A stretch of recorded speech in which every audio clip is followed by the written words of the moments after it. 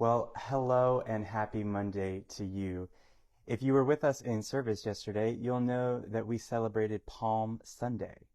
Now, Palm Sunday is the beginning of what is called Holy Week.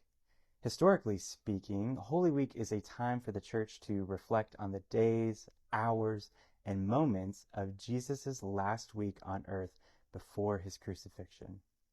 Like I mentioned, yesterday was Palm Sunday, and we remembered Jesus' triumphal entry into Jerusalem, where he was riding on the donkey, and the people were praising him, shouting, "Hosanna!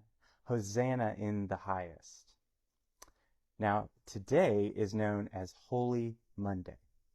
On this day, we remember Jesus going in and cleansing the temple in Jerusalem. The temple in Jerusalem was supposed to be a place where Jews from all over the world could come, offer sacrifices, and receive forgiveness for their sins.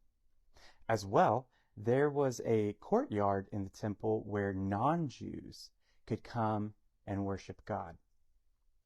However, what Jesus saw was that the religious leaders were using the courtyard as a market to sell overpriced animals for the sacrifices. So not only were they taking advantage of the Jewish people who had made their pilgrimage, they were also pushing out the non-Jews who were there to worship. And as you can imagine, and we see in Scripture, Jesus becomes righteously angered over the religious leaders using the temple as a means to take advantage of God's people, rather than using the temple as a means to lead God's people into prayer and worship of God. This one event would be the final tipping point that leads to Jesus' execution in less than 4 days.